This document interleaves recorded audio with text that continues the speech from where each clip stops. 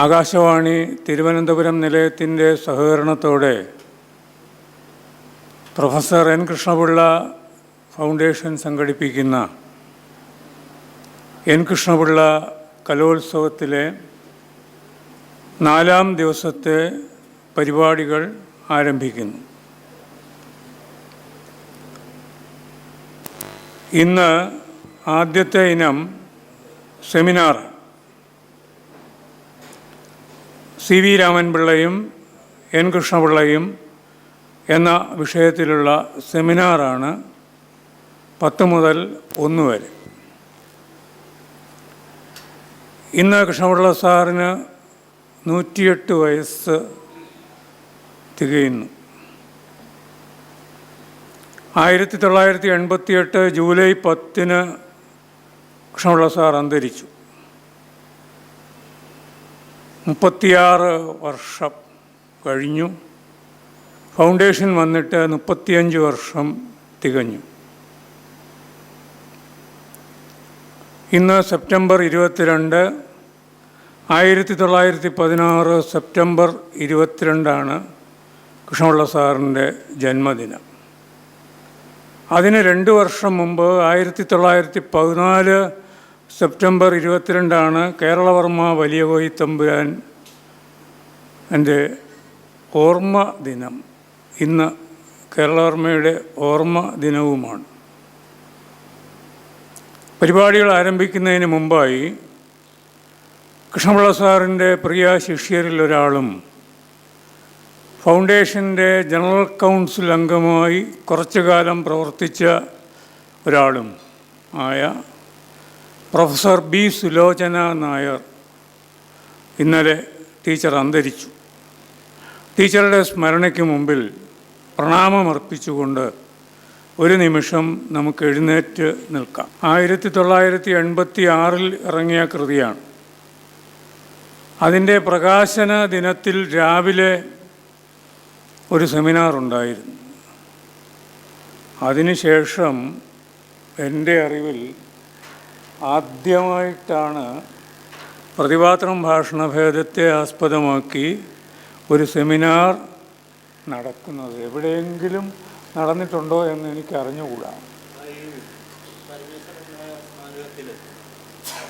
അത് അവിടെ പ്രതിപാത്രം ഭാഷണഭേദം അല്ല, സി വി പഠനങ്ങൾ എന്ന ഒരു സെമിനാറാണ് നടന്നത്. ഇത് നമ്മൾ സി വി രാമൻപിള്ളയും എൻ കൃഷ്ണപിള്ളയും തമ്മിലുള്ള ബന്ധത്തെപ്പറ്റി പറയുമ്പോൾ പ്രതിപാത്രത്തിലൂന്നിയാണ് നമ്മുടെ സെമിനാർ നടക്കുക. അതുകൊണ്ടാണ് ഞാൻ അങ്ങനെ പറഞ്ഞത്, മറ്റേതറിയാഞ്ഞിട്ടല്ല. അത് സി വി പഠനങ്ങൾ. കൃഷ്ണപിള്ള സാറിന് സി വി ആരായിരുന്നു എന്ന് ഈ സെമിനാറിൽ കൂടി വ്യക്തമാകാൻ പോവുകയാണ്. ഇന്ന് ഈ സെമിനാറിൽ പങ്കെടുക്കുന്നവർ കൃഷ്ണപിള്ള സാറിൻ്റെ പ്രിയ ശിഷ്യൻ doctor V R Prabodhachandran Nair സാറാണ്. ഇന്നുള്ള ശിഷ്യരിൽ തലമുതിർന്ന ആൾ, നമുക്കെല്ലാം ഗുരുനാഥൻ സാറാണ്. ഈ സെമിനാർ നിലവിളക്ക് കൊളുത്തിക്കൊണ്ട് ഉദ്ഘാടനം ചെയ്യുന്നത്. സാറുണ്ട്. പിന്നെ doctor Naduvattam Gopalakrishnan, doctor M N Rajan എത്തിയിട്ടുണ്ട്. ഡോക്ടർ സി ഉദയകല ഇപ്പോൾ എത്തും. ഡോക്ടർ വിനീത് അത്യാവശ്യമായി ചെന്നൈക്ക് പോയി പ്രബന്ധം തന്നിട്ടുണ്ട്. ഡോക്ടർ ബി വന്ദന ഉടനെ എത്തും. പിന്നെ ഞാനും. ഇത്രയുമാണ് പ്രബന്ധങ്ങൾ. ശ്രീ എസ് രാധാകൃഷ്ണൻ സ്വാഗതം പറയുന്നുവെങ്കിലും അദ്ദേഹം ഒരു പ്രബന്ധം തന്നെയാണ് അവതരിപ്പിക്കുക.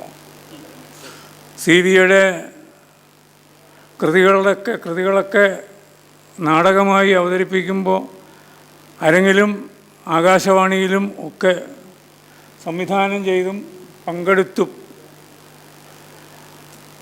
നല്ല തഴക്കം വന്നിട്ടുള്ള ആളാണ്. ഞാനതുകൊണ്ട് ഒരു കാര്യം ആദ്യം അഭ്യർത്ഥിക്കുകയാണ്. ആമുഖത്തിൽ സ്വാഗതവും സ്വാഗത പ്രഭാഷണവും ആധ്യക്ഷ്യം വഹിക്കുന്ന നടുവട്ടം ഗോപാലകൃഷ്ണൻ്റെ പ്രഭാഷണവും ഉദ്ഘാടന പ്രഭാഷണവും പ്രബന്ധങ്ങളായി തന്നെ ഈ പുസ്തകത്തിലുണ്ടാവും. അടുത്ത കൊല്ലം ഈ പ്രബന്ധം എൻ കൃഷ്ണപിള്ളയുടെ പ്രതിപാദനം ഭാഷണഭേദത്തെ ആസ്പദമാക്കിയിട്ടുള്ള ഈ സെമിനാറിൻ്റെ പ്രബന്ധങ്ങളെല്ലാം അടുത്ത വർഷം കലോത്സവത്തിൽ പുസ്തകമായി ഇറങ്ങും. കഴിഞ്ഞ വർഷം എൻ കൃഷ്ണപിള്ളയുടെ സ്ത്രീ കഥാപാത്രങ്ങൾ എന്ന വിഷയത്തിൽ നടന്ന സെമിനാറിലെ പ്രബന്ധങ്ങളെല്ലാം സമാഹരിച്ച് ഈ വർഷം നമ്മൾ പുസ്തകം പ്രകാശിപ്പിച്ചു കഴിഞ്ഞു. അങ്ങനെ 13 പുസ്തകങ്ങൾ നമ്മൾ പ്രകാശിപ്പിച്ചു കഴിഞ്ഞു. ഇത്രയും മാത്രമാണ് എനിക്ക് ആമുഖമായി പറയാനുള്ളത്. സ്വാഗതം ശ്രീ എസ് രാധാകൃഷ്ണൻ. അദ്ദേഹം ഫൗണ്ടേഷൻ്റെ ഗവേണിംഗ് കൗൺസിൽ അംഗമാണ്. ഞാൻ നേരത്തെ പറഞ്ഞതുപോലെ CVയുമായും കൃഷ്ണപിള്ള സാറുമൊക്കെയായി ആത്മബന്ധം സ്ഥാപിച്ച ആളാണ്. അദ്ദേഹത്തെ സ്നേഹത്തോടെ സ്വാഗതത്തിനായി ക്ഷണിക്കുന്നു. ആരാധ്യനായ അധ്യക്ഷൻ ശ്രീ നടുവട്ടം ഗോപാലകൃഷ്ണൻ, നമ്മുടെയൊക്കെ ബഹുമാനത്തിന് അങ്ങേറ്റം പാത്രീഭൂതനായിട്ടുള്ള നമ്മുടെ ഇന്നത്തെ ഉദ്ഘാടകൻ പ്രബോധചന്ദ്രൻ നായർ സർ, ഇന്നിവിടെ പ്രബന്ധം അവതരിപ്പിക്കാൻ എത്തിയിരിക്കുന്ന doctor N Rajan, doctor Sri Udayakala, ഇനി വരും എന്ന് പ്രതീക്ഷിക്കുന്ന വന്ദന, ഡോക്ടർ എഴുമറ്റൂർ രാജരാജവർമ്മ സർ, പ്രിയങ്കരനായ ശ്രീ ശ്രീരാജ്, ഗുരുജനങ്ങളെ, സാറ് എഴുമറ്റൂർ സാർ നിർത്തിയെടുത്തു എന്നാണ് എനിക്ക് തുടങ്ങാനുള്ളത്. പ്രതിപാത്രം ഭാഷണഭേദം എന്ന ഈ ഗ്രന്ഥം മലയാളത്തിൽ ഏറ്റവും ചെയ്യപ്പെടേണ്ടിയിരുന്നതും എന്നാൽ ആവശ്യത്തിന് ചർച്ച ചെയ്യപ്പെടാതെ പോയതുമായ ഗ്രന്ഥമാണ്. പണ്ഡിത സദസ്സുകളിൽ ഒതുങ്ങി നിൽക്കുകയാണ് പലപ്പോഴും ആ ഗ്രന്ഥം. ഒതുക്കി നിൽക്കുകയായിരുന്നു ഈ ഗ്രന്ഥം ഇതുവരെയും എന്ന് തന്നെ പറയണം. പലപ്പോഴും എന്ന വാക്കിലൊന്നും അർത്ഥമില്ല. ആയിരുന്നു ഈ ഗ്രന്ഥം ഇതുവരെയും. മലയാളി അവശ്യം വായിച്ചിരിക്കേണ്ട ഒരു ഗ്രന്ഥം. മലയാളത്തിലെ ഏത് സാഹിത്യത്തിലെ ഏതു ശാഖയിൽ താല്പര്യമുള്ളവരും വായിച്ചിരിക്കേണ്ട ഒരു ഗ്രന്ഥം. ഈ പ്രതിപാത്രം എന്ന വാക്ക് കാണുമ്പോൾ, അല്ലെ ഭാഷണഭേദം എന്ന വാക്ക് കാണുമ്പോൾ നമ്മളൊക്കെ വിചാരിക്കുക നാടകം എന്ന് തന്നെയാണ്. പക്ഷേ നാടകവുമല്ല, നോവലുമല്ല, ചെറുകഥയുമല്ല, കവിതയുമല്ല, സാഹിത്യവുമല്ല, ഏത് ശാഖയിൽ താല്പര്യമുള്ള ഒരു സാഹിത്യകുതുകയും അവശ്യം വായിച്ചിരിക്കേണ്ട ഒരു ഗ്രന്ഥം. കാരണം എങ്ങനെയാണ് ഒരു സാഹിത്യരൂപം ഉരുത്തിരിഞ്ഞ് വരേണ്ടത് എന്നതിൻ്റെ ഒരു ശാസ്ത്രം, എന്നതിൻ്റെ ഒരു ലോജിക്, അതിൻ്റെ ഒരു എസ്തറ്റിക്സ് ഒക്കെ പൂർണ്ണമായും ഗ്രഹിക്കുവാൻ നമ്മെ സഹായിക്കുന്ന ഗ്രന്ഥമാണിത്. ഇതിൽ ഒരു കാഥികൻ്റെ പണിപ്പുര എന്ന വിഖ്യാതമായ ഗ്രന്ഥമുണ്ട് മലയാളത്തിൽ.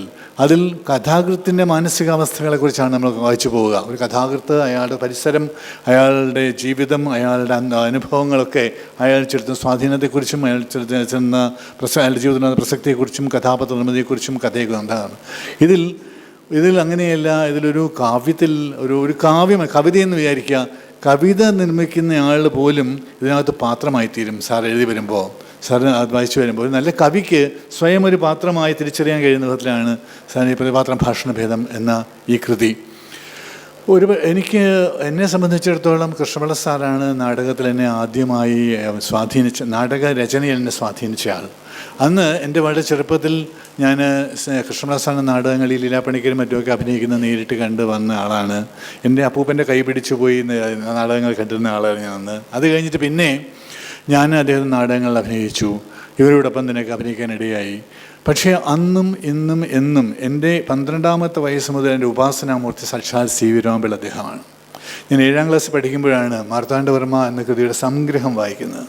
അന്നെനിക്ക് വളരെ രസങ്ങൾ, സോ ഇൻട്രീഗിങ് എന്ന് ഇംഗ്ലീഷ് പറയാൻ, അതാണ് സോ ഇൻട്രീഗിങ് എന്നാണ് അതിനെക്കുറിച്ച് പറയാനുള്ളൂ. അത് വായിച്ചു കഴിഞ്ഞപ്പോൾ എന്നാൽ പിന്നെ ഇതിൻ്റെ ഒറിജിനൽ വായിക്കണമെന്നായി ആഗ്രഹം. അപ്പോൾ എൻ്റെ അമ്മ പറഞ്ഞു, എടാ ഇത് സംഗ്രഹം നീ ഒറിജിനൽ വായിച്ചു നോക്കുക എന്ന് പറഞ്ഞു. അത് വായിച്ചപ്പോൾ 8ാം ക്ലാസ്സിലെ വെക്കേഷനിൽ അതിൻ്റെ മാർത്താണ്ഡവർമ്മ മുഴുവൻ കുത്തിയിരുന്ന് വായിച്ചു തീർക്കുന്നു. അപ്പോൾ എൻ്റെ ചങ്ങാതിമാർക്കെല്ലാം തമാശയായിരുന്നു, ഇവന് വട്ടായിരിക്കും ഇത്രയും വലിയ രാമായണം ഒരു പുസ്തകത്തെ വായിക്കുന്നതെന്ന് പറഞ്ഞു. പക്ഷേ അതെനിക്ക് വളരെ കാവ്യം പോലെ മനോഹരമായി തോന്നി. അപ്പോൾ എൻ്റെ അമ്മ പറഞ്ഞു, എടാ ഇതൊന്നുമല്ല, നീ ധർമ്മരാജ വായിക്കുക. ധർമ്മരാജ ഇതിനേക്കാളൊക്കെ എത്രയോ മുകളിലാണ്. അത് വായിക്കുകയാണ്. ധർമ്മരാജ വായിച്ചു. ധർമ്മരാജ 9ാം ക്ലാസ്സിന് വെക്കേഷൻ ധർമ്മരാജ വായിക്കുന്നു. ധർമ്മരാജ വായിച്ച് തീർക്കാൻ കുറച്ച് പാടുപെട്ടു ആ പ്രായത്തിൽ. എളുപ്പമില്ല അന്നത്തെ 9. പക്ഷെ അന്ന് ഇന്നത്തെ കുട്ടികളെ പോലെ ഞങ്ങൾക്ക് ട്യൂഷനല്ല പ്രധാനം, വായന തന്നെയായിരുന്നു പ്രധാനം. അതുകൊണ്ട് അത് ഇരുന്ന് വായിക്കാൻ പറ്റി. വായിച്ചപ്പോൾ എന്നെ ഏറ്റവും കൂടുതൽ ആകർഷിച്ചത് ഹരിപഞ്ചാനനൻ എന്ന കഥാപാത്രമാണ്. കൃഷ്ണപിള്ള സാറിന് അത് വളരെ വിശദമായി ചർച്ച ചെയ്യുന്ന ഹരിപഞ്ചാനനൻ എന്ന കഥാപാത്രമാണ്. അതുകൊണ്ട് പിന്നീട് ഹരിപഞ്ചാനനെ ആസ്പദമാക്കി ഒരു നാടകം തന്നെ ഞാൻ ചെയ്തു. അതിലും സുനില പെണ്ണിക്ക് അഭിനയിക്കുകയാണ് ചെയ്തു. ഹരിപഞ്ചാനനെ കേന്ദ്ര കഥാപാത്രമാക്കി ഹരിപഞ്ചാനൻ എന്നൊരു നാടകം ഇവിടെ രാജമസ്ത്ര പറഞ്ഞിട്ട് ഈ സ്റ്റേജിൽ അവതരിപ്പിക്കുകയൊക്കെ ചെയ്തു. വന്നിരുന്നിട്ടാണ് ഡോക്ടർ രാമാനുജമൊക്കെ വന്നിരുന്നു കാണാനായിട്ട്. അപ്പോൾ പക്ഷെ അന്ന് എനിക്ക് വളരെ എന്നെ തിരിഞ്ഞു നോക്കുമ്പോൾ എങ്ങനെയാണ് മനുഷ്യൻ്റെ വീക്ഷണ വിശേഷങ്ങൾ മാറിക്കൊണ്ടിരിക്കുന്നത്. ഹരിപഞ്ചാനൻ പറയുന്ന പോലെ തന്നെ വീക്ഷണ വിശേഷങ്ങളെ ആശ്രയിച്ചിരിക്കുന്നു ജീവിതം എന്ന് പറഞ്ഞ പോലെ ഇന്നിപ്പോൾ ആലോചിക്കുമ്പോൾ അന്ന് എനിക്ക് വളരെ പുച്ഛം തോന്നിയ ഒരു കഥാപാത്രമാണ് ചന്ദ്രക്കാരൻ. ഞാൻ കൃഷ്ണസാറിൻ്റെ ഈ പുസ്തകം ഈ ഗ്രന്ഥത്തെക്കുറിച്ചുള്ള ഒരു ഉദാഹരണം മാത്രം പറയുകയാണ്. വളരെ പുച്ഛം തോന്നിയ ഒരു നീച്ച കഥാപാത്രം, വളരെ ദുഷ്ടൻ, നീചൻ, വെളുതാത്തവൻ, പരമപുച്ഛം തോന്നിക്കുന്ന ഒരാൾ. ആ സംഭാഷണത്തിന് എന്ത് വളരെ ഗ്രാമ്യമായിട്ടുള്ള സംഭാഷണമൊക്കെ ആയിട്ട് ആ കഥാപാത്രത്തെ ശരിക്കും ഞാൻ അറിയുന്നത് അതിനുശേഷം 85 ശേഷം കൃഷ്ണപിള്ള സാറിൻ്റെ പ്രതിപാത്രം ഭാഷണഭേദം എന്ന ഗ്രന്ഥം വായിക്കുമ്പോഴാണ്. വാസ്തവത്തിൽ കൃഷ്ണപിള്ള സാർ പ്രതിപാത്രം ഭാഷണഭേദത്തിൽ ഓരോ കഥാപാത്രത്തെയും അവരവരുടേതായ ഭാഷണഭേദങ്ങൾ കൊണ്ട് മാത്രമല്ല മാനസിക വ്യാപാര ഭേദങ്ങൾ കൊണ്ടുകൂടിയാണ് ചിത്രീകരിച്ചിരിക്കുന്നത്. ഒരു സൈക്കോളജിക്കൽ സ്റ്റഡിയാണ് അദ്ദേഹത്തിൻ്റെ, വെറും ഒരു ലിംഗ്വിസ്റ്റിക് സ്റ്റഡി അല്ല. അദ്ദേഹത്തിൻ്റെ ഒരു ഒന്നാന്തര സൈക്കോളജിക്കൽ സ്റ്റഡിയാണ്. മനഃശാസ്ത്രപരമായ സമീപനത്തിൽ ഈ ചന്ദ്രക്കാരൻ എന്ന് പറയുന്ന മനുഷ്യൻ്റെ മനസ്സിൽ കെടാതെ കിടക്കുന്ന രാഷ്ട്രതന്ത്രജ്ഞതയുടെ ഒരു കനൽ അദ്ദേഹം അതിനകത്ത് സൂചിപ്പിക്കുന്നുണ്ട്. ഇതിൽ വളരെ നമുക്ക് അതിൻ്റെ ഏറ്റവും പ്രാകൃതമായ രൂപം, രാഷ്ട്രതന്ത്രജ്ഞതയുടെ ഏറ്റവും പ്രാകൃതമായ രൂപമാണ് ചന്ദ്രക്കാരൻ്റെ ഉള്ളിൽ കിടക്കുന്നത് എന്നുള്ളത് അദ്ദേഹം എത്രയോ ഭംഗിയായി മനസ്സിലാക്കി തരുന്നുണ്ട്. ചാണക്യൻ രാഷ്ട്രതന്ത്രജ്ഞനായിരുന്നുകൊണ്ട് അദ്ദേഹം ചെയ്തത് എല്ലാം ശരിയാണെന്ന് നമ്മൾ ഇപ്പോഴും പറയാൻ കഴിയില്ലല്ലോ. അതുപോലെ ചന്ദ്രക്കാരൻ പറയുന്നത് എല്ലാം ശരിയാണെന്ന് നമുക്ക് പറയാൻ കഴിയില്ലെങ്കിലും ചന്ദ്രക്കാരൻ്റെ ഉള്ളിലും ഉണ്ടായിരുന്നു ഒരു വലിയ രാഷ്ട്രതന്ത്രജ്ഞൻ. ഇന്നലെ പ്രബോധൻ സാറിൻ്റെ പ്രബോധ സംഗീതം കേട്ട് മതിമറന്ന് ഞാൻ പെട്ടെന്ന് ഓർത്ത് CB അദ്ദേഹത്തെയും ചന്ദ്രക്കാരൻ കഥാപാത്രത്തിൻ്റെ ഒരു വാചകവുമാണ്, ആണുങ്ങളില്ലാത്ത വലിയ എന്ന് ചന്ദ്രക്കാരൻ പറയുന്ന കാര്യം. ഈ KC കേശവപിള്ള അദ്ദേഹത്തിന് ശേഷം മലയാളത്തിൽ ഭാഷാകൃതികൾ ഉണ്ടായിട്ടില്ല, ശാസ്ത്രീയ സംഗീതത്തിന് ഒതുങ്ങുന്ന എന്ന് ഉറച്ച് വിശ്വസിക്കുന്ന ആൾക്കാരിൽ ഒരാളാണ് ഞാൻ. വളരെ കുറച്ചുണ്ടായിട്ടുണ്ട്, ഇല്ലെന്നല്ല. For every rule there is an exception. എൻ്റെ ഗുരുനാഥനായ കാവാലുവും എഴുതി, ശാസ്ത്രീയ സംഗീതത്തിന് വേണ്ടിയിട്ട് എഴുതുകയൊക്കെ ചെയ്തു. പക്ഷെ അവരാരും തന്നെ അതിൽ ഉറച്ചു നിന്നില്ല. അത് ഉറച്ചു നിന്നത് പിന്നെ സാറാണ്. അപ്പോൾ അങ്ങനെ ആ ഭാഗത്ത് ശാസ്ത്രീയ സംഗീതത്തിന് കർണാടക സംഗീതത്തിന് നിരക്കുന്ന വിധത്തിൽ മറുനാട്ടിൽ പോയി മലയാളിയുടെ അന്തസ്സ് വർദ്ധിപ്പിക്കുന്ന കച്ചേരികളിൽ പാടത്തക്ക വിധത്തിൽ വേണ്ടത്ര കൃതികൾ എഴുതാൻ ആണുങ്ങൾ ഉണ്ടായില്ല. ആ തീർത്ത ആളാണ് പ്രബോധചന്ദ്രൻ നായർ സാർ എന്ന് പറയുമ്പോൾ എൻ്റെ മനസ്സിലേക്ക് വീണ്ടും വരുന്നത് കൃഷ്ണപിള്ള സാറാണ്. കൃഷ്ണപിള്ള സാർ എനിക്ക് പരിചയപ്പെടുത്തി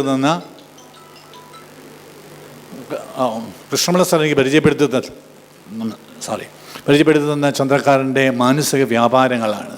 എന്തുകൊണ്ട് അതിനു മുമ്പ് മാർത്താണ്ഡവർമ്മ എന്ന് പറയുന്ന ഒരു ചെറുപ്പക്കാരനായ ഒരു കുട്ടിയെ ദത്തെടുക്കുകയായിരുന്നു ആണുങ്ങളില്ലാത്തത് കൊണ്ട്. ഈ വഞ്ചനാട്ടിൽ ആണുങ്ങളില്ലാത്തതുകൊണ്ട്, ത്രിപാപുര സ്വരൂപത്തിൽ നിന്ന് ആണുങ്ങളില്ലാത്തതുകൊണ്ട് ആറ്റിങ്ങൽ കൊട്ടാരം ദത്തെടുത്തതാണ് കുട്ടി. ആണുങ്ങളില്ലാത്ത അന്നും വലിയ തന്നെയായിരുന്നു.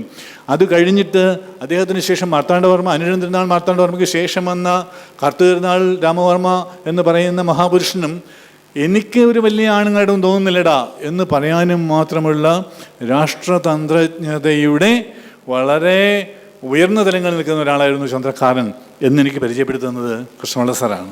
കൃഷ്ണപിള്ള സാറിൻ്റെ പ്രതിപാത്രം ഭാഷണഭേദം എന്ന ഗ്രന്ഥമാണ്. അത് വായിക്കുമ്പോഴാണ് ഞാൻ ഹരിപഞ്ചാനൻ CB പ്രതിനായക സ്ഥാനത്ത് നിർത്തി പാടി പതിഞ്ഞു പോയ ഹരിപഞ്ചാനനെ നായകസ്ഥാനത്ത് നിർത്തി ഞാൻ നാടകം ചെയ്യുമ്പോൾ അതിനകത്ത് ഹരിപഞ്ചാനെ അത്ര ഇഷ്ടപ്പെടാൻ വേറെ കാരണം TR സുകുമാരൻ നായർ സാറാണ്. ഈ ലീലാപ്പണിക്കരൊക്കെ മീനാക്ഷി കുട്ടിയായിട്ട് അഭിനയിക്കുന്ന കാലത്ത് TR സുകുമാരൻ നായർ സാറ് ഹരിപഞ്ചാനൻ കെട്ടിയാട് ഉഗ്ര ഹരിപഞ്ചാനൻ്റെ വേഷം കെട്ടിയാടുന്നത് കണ്ടിട്ടുള്ളവരോട് മാത്രമേ പറഞ്ഞിട്ട് കാര്യമുള്ളൂ. അത്ര മനോഹരമാണ്. നമുക്ക് അസാമാന്യമായ ആദരവ് തോന്നിപ്പോവും ആ കഥാപാത്രത്തോട്, അസാമാന്യമായ ആദരവ്. അത് ആ മനുഷ്യൻ ഒരു വില്ലനാണ് എന്ന് നമുക്ക് സമ്മതിച്ചു കൊടുക്കാനേ കഴിയില്ല, പ്രതിനായകനാണ് സമ്മതിച്ചു കൊടുക്കാനേ കഴിയില്ല. ആ നാടകത്തിൽ തമ്പുരാൻ വന്ന് നിൽക്കുന്നു, തമ്പുരാൻ എത്ര വീക്കാണ് എന്ന് നമുക്ക് തോന്നിപ്പോയി. ഇത്ര വീക്കാണ് ഈ തമ്പുരാൻ എന്ന് തോന്നിപ്പോവും. ഹരിപഞ്ചാൻ എന്ന് പറഞ്ഞ യുവാവിൻ്റെ, ഉഗ്രഹരിപഞ്ചാൻ എന്ന് പറഞ്ഞ യുവാവിൻ്റെ ഒരു ആട്ടം കഴിഞ്ഞു കഴിയുമ്പോൾ, ആട്ടം തന്നെയാണ് യഥാർത്ഥ, ശരിക്കും ആട്ടം തന്നെയാണ്. അത് കഴിയുമ്പോൾ ഒരു ചന്ദ്രക്കാരനെ പക്ഷെ ഞാൻ എൻ്റെ നാടകത്തിൽ കൊണ്ടുവന്നപ്പോൾ കൃഷ്ണപിള്ള സാറിന് എന്നെ നയിച്ചത് അങ്ങനെ ഒരു തുച്ഛനായ ഒരു വളരെ തുച്ഛമായ അവസ്ഥയിൽ നിൽക്കുന്ന ഒരു അവസ്ഥയിൽ നല്ല ആ കഥാപാത്രം നിർത്തേണ്ടതെന്നുള്ളത്. അങ്ങനെ ഞാൻ കൃഷ്ണപിള്ള സാറിനോട് കടപ്പെട്ടിരിക്കുന്നു. പ്രതിപാത്രം ഭാഷണ ഭേദം എന്നീ ഗ്രന്ഥത്തോട് കടപ്പെട്ടിരിക്കുന്നു. ഇങ്ങനെ പറഞ്ഞു തുടങ്ങിയാൽ ആ കൃതി CB അദ്ദേഹത്തിൻ്റെ ഓരോരോ കഥാപാത്രങ്ങളെയും കൃഷ്ണപിള്ള സാർ എത്ര മനോഹരമായാണ് വിശകലനം ചെയ്തിരിക്കുന്നത്. ഭാഷയുടെ കാര്യത്തിൽ, ഭാഷാശാസ്ത്രത്തിൻ്റെ സാറ് പ്രബോധന സാറൊക്കെ ഭാഷാശാസ്ത്രത്തിൻ്റെ മറുകര കണ്ടയാളാണ്. ഭാഷാശാസ്ത്രത്തിൻ്റെ കാര്യത്തിൽ, ഈ പാത്ര നിർമ്മിതിയുടെ കാര്യത്തിൽ, അതിൻ്റെ സംഭാഷണ നിർമ്മിതിയുടെ കാര്യത്തിൽ, മാനസിക വ്യാപാരങ്ങളുടെ ചിത്രീകരണത്തിൽ, മാനസിക വ്യാപാരങ്ങൾ ഉണ്ടാക്കിയെടുക്കുന്ന, ഉരുത്തിച്ചെടുക്കുന്ന കാര്യത്തിൽ, അത് വളർത്തിയെടുക്കുന്ന കാര്യത്തിൽ, അത് കൊണ്ടെത്തിക്കുന്ന കാര്യത്തിൽ ഒക്കെ എത്ര ഭംഗിയായിട്ടാണ് ചെയ്തു വയ്ക്കുന്നത്. ധർമ്മരാജയ്ക്ക് ശേഷം ഈ മനുഷ്യൻ ഗൗണ്ടറായിട്ട് രാമരാജ ബഹദൂർ വരുമ്പോഴൊക്കെ എല്ലാ തരത്തിലും ഏതു കഥാപാത്രം എടുത്താലും എത്ര മനോഹരമായിട്ടാണ് എന്ന് നമുക്ക് പറഞ്ഞറിയിക്കാനാവതല്ല. ഈ ഗ്രന്ഥം വായിക്കുക തന്നെ വേണം, സാധാരണക്കാരനിലേക്ക് കൂടുതൽ എത്തുക തന്നെ വേണം. പുസ്തകം വിറ്റുപോയിട്ടുണ്ട് കുറേയേറെ, അല്ലേ? പുസ്തകം ഒരുപാട് കുറേ വിറ്റുപോയിട്ടുണ്ട്, പലരും മിടുക്കന്മാരായ പ്രസാധകരണം. പക്ഷെ അത് എത്ര പേര് വായിച്ചിട്ടുണ്ടെന്ന് എനിക്കറിയില്ല. ആ പുസ്തകം വായിക്കാൻ തന്നെ എന്ത് രസമാണ്, നാടകം വായിക്കുന്ന പോലെ വായിച്ചു പോവുക. അത്രയേറെ ഭാഷണ ഭേദങ്ങളുടെ കഥകളാണ്, ഉദാഹരണങ്ങളാണ് അദ്ദേഹം കൊടുത്തിരിക്കുന്നതൊക്കെ. അത് മുന്നിലേക്ക് എത്തിക്കാനായിട്ട് ഈ നമ്മളുടെ ഫൗണ്ടേഷന്, കൃഷ്ണപിള്ള ഫൗണ്ടേഷന് സാധിക്കുന്നു എന്നുള്ള വലിയൊരു കാര്യമാണ്, നമ്മളൊക്കെ മനസ്സിലാക്കേണ്ട കാര്യമാണ്. അതിൻ്റെ മുന്നിൽ ശ്രീ എഴുമറ്റൂർ രാജപരമസ്വാമിൻ്റെ ഒരു നിസ്തന്ധമായ വളരെ അങ്ങേറ്റത്തെ ആത്മാർത്ഥതയോടുകൂടിയ ഒരു പ്രവർത്തനമുണ്ട്. അതിനെ ശ്ലാഘിച്ചുകൊണ്ടാണ് ഞാൻ എൻ്റെ ഇന്നത്തെ കർത്തവ്യത്തിലേക്ക് കടക്കുക. ഈ സ്വാഗത ഭാഷണത്തിലേക്ക് ആദ്യം എനിക്ക് സ്വാഗതം ചെയ്യാനുള്ളത് ഇതിൻ്റെ അധ്യക്ഷനായ ശ്രീ ഡോക്ടർ നടുവട്ടം ഗോപാലകൃഷ്ണൻ അവർകളെയാണ്. അദ്ദേഹത്തെ നിങ്ങൾക്ക് എല്ലാവർക്കും അറിയാം. അദ്ദേഹം അധ്യാപകനാണ്, ഗവേഷകനാണ്, ഇപ്പോൾ ദ്രാവിഡ ഭാഷാ ഇൻസ്റ്റിറ്റ്യൂട്ടിൻ്റെ തലവനാണ്. തിരുവനന്തപുരത്തെ സാംസ്കാരിക കൂട്ടായ്മകളുടെയൊക്കെ ഒരു തിളക്കമാർന്ന അംഗമാണ്. വായനകളിലും വായനാ സമൂഹങ്ങളിലും കേൾവിക്കാരുടെ ഇടയിലും അധ്യാപകരുടെ ഇടയിലുമൊക്കെ ഒരുപോലെ സമ്മതനായിട്ടുള്ള, എഴുത്തുകാരുടെ ഇടയിലൊക്കെ ഒരുപോലെ സമ്മതനായിട്ടുള്ള ഡോക്ടർ നടുവട്ടം ഗോപാലകൃഷ്ണൻ അവർകളെ നമ്മുടെ ഫൗണ്ടേഷൻ്റെ പേരിൽ ഞാൻ സ്വാഗതം ചെയ്യുന്നു. ഞാൻ പറഞ്ഞു വന്നില്ലെങ്കിൽ മടങ്ങി വരികയാണ്. ഈ ഉദ്ഘാടകനെയാണോ അധ്യക്ഷനെയാണോ ആദ്യം പരാമർശിക്കേണ്ടതെന്നൊരു തർക്കം നമ്മുടെ സാംസ്കാരിക മേഖലയിൽ സമ്മേളനങ്ങളൊക്കെ എപ്പോഴും ഉണ്ട്. പലപ്പോഴും അധ്യക്ഷനേക്കാൾ പ്രായം കൊണ്ടും പക്വത കൊണ്ടും പരിചയം കൊണ്ടും സംഭാവനകൾ കൊണ്ടും ഒക്കെ കൂടിയ ആളാവാം, അല്ലെങ്കിൽ ഒരു ഔദ്യോഗികമായി കൂടിയ ഉയർന്ന ആളാവാം ഉദ്ഘാടകൻ. അപ്പോൾ അദ്ദേഹത്തല്ലേ പറയേണ്ടത്. ഒരു സ്ഥിരമായി വന്നിരിക്കുന്ന മര്യാദ അധ്യക്ഷനെ ആദ്യം പറയാന്നുള്ളത്. അതുകൊണ്ട് ഞാൻ ഗോപാലകൃഷ്ണൻ സാറിൻ്റെ പേര് പറഞ്ഞു. ഇനി പറയാനുള്ളത് അങ്ങേറ്റം ആരാധ്യനായ നമ്മുടെ ഉദ്ഘാടകൻ പ്രബോധൻ നായർ സാറിനെ കുറിച്ചിട്ടാണ്. സാറിനെക്കുറിച്ച് ഇന്നലെ ഞാൻ ഇവിടെ ഈ അരങ്ങത്ത് പറഞ്ഞതേ ഉള്ളൂ. ദിവസവും ഇപ്പോൾ സാറിനെക്കുറിച്ച് പറയുക എന്ന അവസ്ഥയിലേക്ക് ഞാൻ എത്തിയിട്ടുണ്ട്. ഇല്ലെങ്കിലും വീട്ടിലിരുന്നായാലും സാറിനെ ഫോൺ ചെയ്ത് സാറിനോട് പറയുക എന്നുള്ള സംസാരിക്കുന്ന അവസ്ഥയിലെത്തിയിരുന്നു ഞാനിപ്പോൾ. സാറിനെ എങ്ങനെ വിശേഷിപ്പിക്കണം എന്ന് എനിക്ക് അറിഞ്ഞുവിടാ. ഇപ്പോൾ ഇതിനകത്ത് നമ്മുടെ ബ്രോഷർ നോക്കിയാൽ നമുക്കറിയാം. അദ്ദേഹത്തെ അധ്യാപകൻ, ഗവേഷകൻ, ഭാഷാശാസ്ത്രജ്ഞൻ എന്നീ കാര്യങ്ങളാണ് എഴുതിയിരിക്കുന്നത്. ഞങ്ങൾക്കറിയാം, ഇത് എഴുതുമ്പോൾ രാജാമസാറിനും അറിയാം ഇത്ര കുറച്ച് വാക്കുകളെ കൊള്ളിക്കാൻ പറ്റൂ. അതുകൊണ്ടാണ് ഇങ്ങനെ നിർത്തിയിരിക്കുന്നത്. ഇതിനൊക്കെ ഉപരി, എല്ലാത്തിനും ഉപരി അദ്ദേഹത്തെ കാണുന്നത് ഒരു ഗുരുനാഥൻ, വാഗ്ഗേയകാരൻ എന്നീ നിലകളിലാണ്. വാഗ്ഗേയകാരൻ, അത് എല്ലാ അർത്ഥത്തിലും വാക്കും ഗേയവും ഒക്കെ ഒരുപോലെ തന്നെ ചേർന്ന് പോകുന്നയാൾ. നന്നായിട്ട് അദ്ദേഹം എഴുതുമെന്നുള്ളത് ഇന്നലെ ഇവിടെ ഇരുന്ന് അദ്ദേഹം പ്രബോധ സംഗീതം കേട്ടവരൊക്കെ മനസ്സിലാക്കിയിട്ടുണ്ടാവും. അതിനേക്കാൾ ഉപരി എനിക്ക് നേരിട്ടാണ് കേട്ടത്, അദ്ദേഹം നന്നായി പാടും. ഈ പ്രബോധൻ സാറ് അസലായിട്ട് കഥകളിപ്പദങ്ങൾ അസലായിട്ട് ആലപിക്കും. വളരെ വിഷമമല്ലേ ഈ കഥകളിപ്പദങ്ങൾ സാറിനോട്. സാറിന് ഏത് കഥകളിയിലെ, ഏത് ആട്ടക്കഥയിലെ ഏത് പദം വേണമെങ്കിലും സാറിന് അപ്പോൾ തോന്നും. മാത്രമല്ല അപ്പോൾ പാടുകയും ചെയ്യും. അത് ഏത് രാഗത്തിൽ വേണം, എന്ന് നമ്മൾ പറയുകയേ വേണ്ടൂ. അതിന് അതാത് കാലങ്ങൾ ചിട്ടപ്പെടുത്തി വെച്ചിരിക്കുന്ന രാഗങ്ങൾ അല്ലാതെ തന്നെ ഉള്ളിൽ വരും. നമ്മളൊന്ന് മാറ്റിപ്പാടാൻ പറഞ്ഞാൽ മാറ്റിപ്പാടുന്നതിന് പോലും വിഷമമില്ല. അത്രയ്ക്ക് ഈ ഞാൻ പണ്ട് 90-കളിൽ ഒരിക്കൽ ഈ കോളേജ് അധ്യാപകരുടെ ഒരു ക്യാമ്പിൽ ക്ലാസ് എടുക്കാൻ പോയിരുന്നു. കമ്മ്യൂണിക്കേഷൻ ബ്രോഡ്കാസ്റ്റിംഗ്, ഞാൻ ഈ ഉദ്യോഗ ആകാശവാണിയിലായിരുന്നുകൊണ്ട് ബ്രോഡ്കാസ്റ്റിംഗ് കുറിച്ച് ക്ലാസ് എടുക്കാൻ പോയിരുന്നു. അന്ന് അവിടുത്തെ ഉണ്ടായിരുന്ന മലയാളം അധ്യാപകരൊക്കെ എനിക്ക് തൊട്ട് മുമ്പ് എടുത്തത് സാറാണ്. തൊട്ടുമുമ്പ് സാറായിരുന്നു.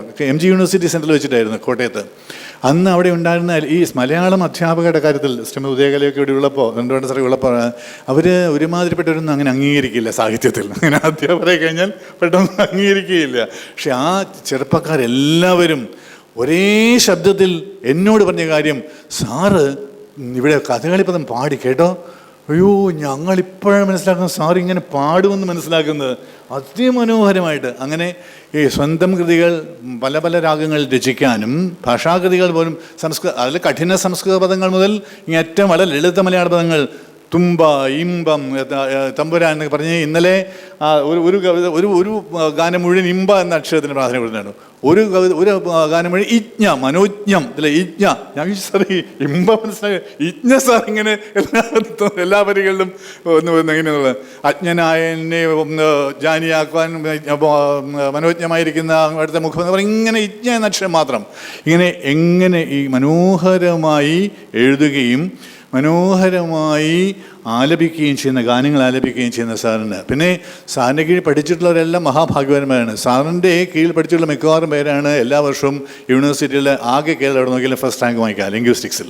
എനിക്കറിയാം മീര, രവിശങ്കർ എന്ന് പറഞ്ഞാൽ എൻ്റെ ഒരുപാട് ചങ്ങാതിമാർ എനിക്ക് പറയാൻ കഴിയും. എല്ലാം ഫസ്റ്റ് റാങ്ക് സാറിൻ്റെ സ്റ്റുഡൻസിനായിരിക്കും ലിംഗ്വിസ്റ്റിക്സിൽ.